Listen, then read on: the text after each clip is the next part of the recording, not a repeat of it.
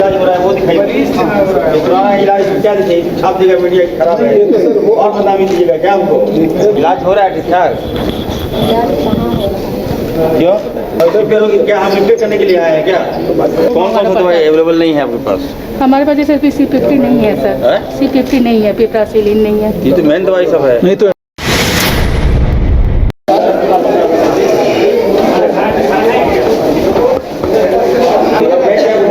जहाँ मरीज मेरा ठीक ठाक इलाज हो रहा है वो दिखाइए। पुराना इलाज क्या दिखाइए, छाप देगा मीडिया खराब है और बदनामी दीजिएगा क्या हमको? रिपेयर क्या हम रिपेयर करने के लिए आए हैं क्या? ऑर्डर हो चुका है, लाइट बंद किया है। हम अपने मरीज को देखना चाहते हैं कि वो इलाज से सेटिस्फाइड है कि नहीं।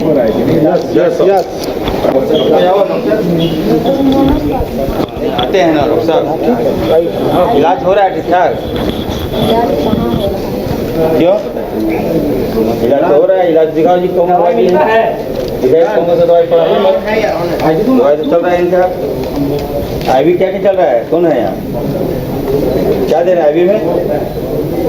रक्सौल दे रहे हैं, आरएल दे रहे हैं, क्या दे रहे हैं? नर्स कहाँ है? नर्स इधर आ जाओ, दवाई चल रहा है ना? दवाई है ना हम लोग पास? हाँ सर, लाइन है ना? हाँ सर, लाइन है कोई सर। दिक्कत नहीं है ना दवाई का? बाहर से तो नहीं आता है कोई? बाहर से तो सर नहीं आता है जनरली, पर जो नहीं है अवेलेबल है यहाँ पे तो कौन कौन सा दवाई अवेलेबल नहीं है आपके पास?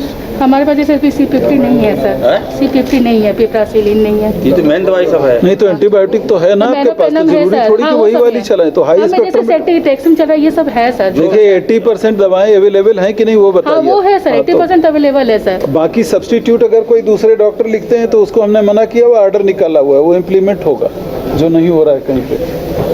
हमने एविडेंस बेस बनाया हुआ सर, अगर कोई डॉक्टर उसे डिवेट करके लिखता है तो उसको हमको एक्सप्लेन करना पड़ेगा।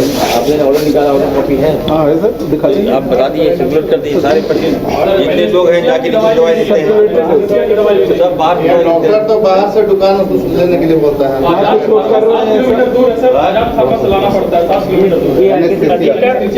किसी एक की दुकान में खरीदे। डॉक्टर्स का मामला सेट है, कर लेंगे चलिए। मेडिसिन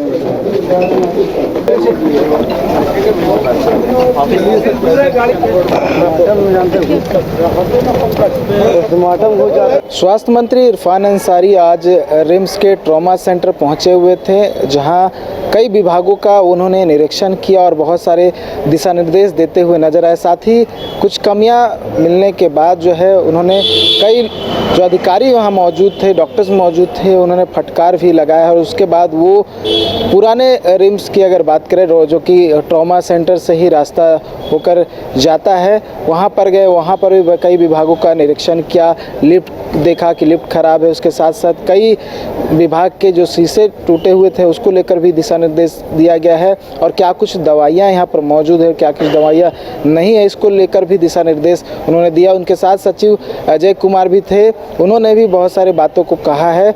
और जब वो भ्रमण कर कर निदेशक कार्यालय गए तब उन्होंने क्या कुछ कहा है आपको सुनाते हैं। मंत्री महोदय, माननीय विधायक जी और रिम्स के डायरेक्टर साथ रहिएगा। आज जैसा आपको पता है कि पूर्व प्रधानमंत्री डॉक्टर मनमोहन सिंह का निधन हो गया और उस उपलक्ष्य में राजकीय शोक जो है वो पूरे देश में मनाया जा रहा है। झारखंड में भी राजकीय शोक घोषित है और इसलिए आज का जो कार्यक्रम है वो पूरा हम लोग नहीं कर रहे हैं। अब विजिट हो गया है, इसके बाद जो बाकी कार्यक्रम है माननीय मंत्री जी के निर्देशानुसार हम लोग रद्द कर दे रहे हैं। और इसके बस आप पूछ सकते हैं, वैसे आप लोग देख चुके हैं कि माननीय मंत्री महोदय द्वारा पूरे इमरजेंसी का विजिट हुआ, उसके बाद आईपीडी वार्ड का विजिट हुआ है और पूरे कैंपस में हम लोग घूम करके देखे हैं कि रिम्स की क्या व्यवस्था है। और इधर लगातार हम लोग देख रहे थे कि मीडिया के द्वारा भी इस बात को उछाला जा रहा था कि रिम्स में जो है वो व्यवस्था दुरुस्त नहीं है। कल ही माननीय मुख्यमंत्री जी द्वारा समीक्षा बैठक किया गया था स्वास्थ्य विभाग से संबंधित, और जिसमें रिम्स के बारे में विशेष रूप से चर्चा हुआ था। और चर्चा के दौरान माननीय मुख्यमंत्री जी द्वारा यह निर्देश दिया गया कि रिम्स की जो व्यवस्था है और ख़ास करके यहाँ के जो इमरजेंसी की व्यवस्था है, लोगों को जो इतना वेट करना पड़ता है वो पूरी व्यवस्था को दुरुस्त किया जाए ताकि कोई भी आदमी कभी भी पहुंचे हॉस्पिटल में तो उसका इलाज हो सके। तो इसलिए हमने आपने देखा होगा कि हम लोग इमरजेंसी से ही प्रारंभ किए हैं, क्योंकि इमरजेंसी को हमको दुरुस्त करना है। वहाँ पे नंबर ऑफ बेड्स अभी मात्र 40 हैं, जिसको कुछ फर्स्ट फ्लोर पे जो बिल्डिंग्स है उसको हम लोग रीमॉडल कर देंगे और कम से कम उसको हम लोग 80 तक ले जाएंगे, डबल कर देंगे वहाँ पे जो इमरजेंसी की व्यवस्था है उसकी। और उसके बाद उसके सामने वाला जो बिल्डिंग है, जो पेइंग वार्ड है, वो बिल्कुल एक ही फ्लोर कार्यरत है। इसको भी चालू करने का निर्देश पहले भी दिया गया था। वो पेइंग वार्ड को हम लोग चालू करेंगे तो फिर से आपको 80 बेड और इंक्रीज़ कर जाएंगे। तो 80 और 40 120 बेड तत्काल हम लोग प्रयास करेंगे कि 1 से 2 महीने के भीतर हम लोग इसको प्रारंभ कर सकें। और बाकी जो व्यवस्था आईपीडी की है और सेंट्रल लैबोरेटरीज़ की है, वो भी हम लोग ने देखा है कि सेंट्रल लैब की स्थापना प्रोसेस में है। सारा मशीन इक्विपमेंट्स प्रोक्योर किया जा रहा है और सेंट्रल लैब भी 2 से 2 महीने के अंदर अंदर फंक्शन होगा। जो अल्ट्रासाउंड मशीन का हम लोग देख रहे थे कि महिला बता रही थी कि अल्ट्रासाउंड नहीं हो पा रहा है, तो वो अल्ट्रासाउंड मशीन्स वगैरह का भी ऑर्डर प्लेस कर दिया गया है। बाकी इक्विपमेंट्स भी रिप्लेस करने के लिए कहा गया है। और कल ही बैठक के दौरान यह भी चर्चा हुआ था कि जो भी पुराने इक्विपमेंट्स हैं, जो 10 साल से पुराने हैं या आउटडेटेड हो गया है, जो बिल्कुल यूज़ लायक नहीं हो गया है, तो माननीय मुख्यमंत्री जी का निर्देश है कि सारे पुराने इक्विपमेंट जितने भी हैं उसको रिप्लेस कर दिया जाए। तो इसकी शुरुआत हम लोग रिम्स से ही करेंगे कि सारे पुराने इक्विपमेंट को हम लोग रिप्लेस करेंगे और नए इक्विपमेंट यहाँ पर हम लोग लगाएंगे।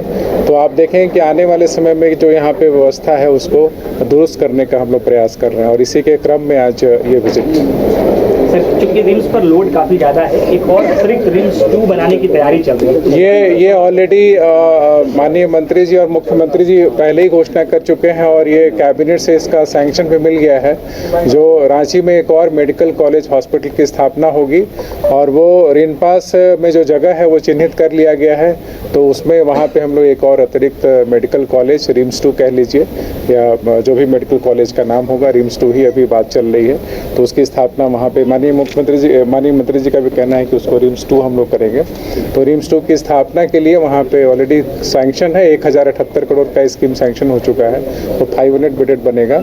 और इसके अलावा जो रिम्स की जो यहाँ पे देख रहे हैं कि पेशेंट्स का जो इनफ्लो है काफ़ी ज़्यादा है, उसको कम करने के लिए भी कल निर्देश हुआ है कि एक सर्किट बनाया जाए, पूरे मेडिकल का एक सर्किट हो। और रिम्स में यदि गंभीर मरीज आते हैं, यहाँ पे इलाज होता है, तो इलाज करने के बाद यदि इसको मरीज को यहाँ से हम लोग सदर हॉस्पिटल शिफ्ट कर सकते हैं या दूसरे भी हॉस्पिटल में शिफ्ट किया जा सकता है। तो ये भी है कि रिम्स में ज़्यादा दिन तक पेशेंट को नहीं रख करके पेशेंट जब यहाँ पे सीरियसनेस ख़त्म हो जाए तो इलाज के बाद यहाँ से उसको सदर हॉस्पिटल में शिफ्ट कर दिया जाएगा, ताकि सदर हॉस्पिटल को भी हम बेहतर तरीके से यूज़ कर सकते हैं। और मान लीजिए कोई दूसरे ज़िले से यहाँ पे पेशेंट आता है, कोई भी गंभीर पेशेंट आता है, तो उसका तत्काल इलाज यहाँ पे कर दिया जाएगा और तत्काल इलाज करने के बाद फिर वो पेशेंट को उसके ज़िले वाले हॉस्पिटल में एम्बुलेंस के माध्यम से शिफ्ट कर दिया जाएगा, ताकि उसका बाकी का जो उपचार है उसी के अपने ज़िले में होगा।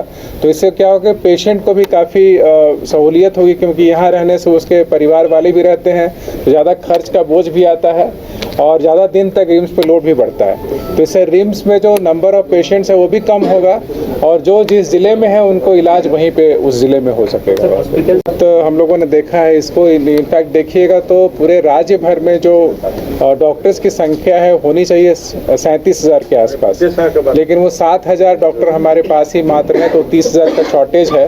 बट सरकारी व्यवस्था में यदि देखिएगा तो हमारे पास जो डॉक्टर्स हैं वो 2200 सैंक्शन है, जिसके अगेंस्ट में 2100 डॉक्टर करीब हमारे पास है। मेन जो दिक्कत है वो स्पेशलिस्ट डॉक्टर्स की है और स्पेशलिस्ट डॉक्टर्स में जो 1060 हमारे पद स्वीकृत हैं, उसे मात्र 350 स्पेशलिस्ट डॉक्टर्स हमारे पास हैं। लेकिन कल ही हम लोगों ने निर्णय लेकर के बहुत सारे जो हमारे मेडिकल ऑफिसर जिसके पास स्पेशलिस्ट की डिग्री थी, वो हम लोगों ने उनको स्पेशलिस्ट में प्रमोट करके और पोस्ट किया है जिला में। तो माननीय मुख्यमंत्री जी का ये भी निर्देश है कि या इसके अलावा रिम्स के अलावा जो 5 मेडिकल कॉलेजेस हैं उसको भी दुरुस्त किया जाए और उसके बाद सदर हॉस्पिटल में भी स्पेशलिस्ट की सेवाएं प्रारंभ की जाए। तो वहाँ पे भी स्पेशलिस्ट हम लोगों ने पूरे 125 स्पेशलिस्ट की पोस्टिंग कल ही की है और इसके बाद NHM के तहत करीब करीब हम लोग 100 डॉक्टर की बहाली करने जा रहे हैं, इसमें कि 75 के करीब स्पेशलिस्ट होंगे।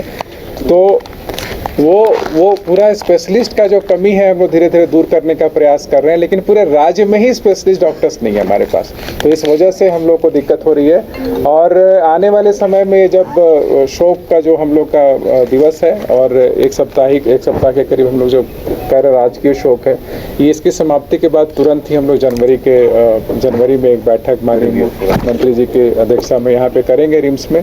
जीबी की भी बैठक होगी, उसमें सारे निर्णय होंगे, आपको सब बता दिए जाएंगे, ये सब बता देंगे।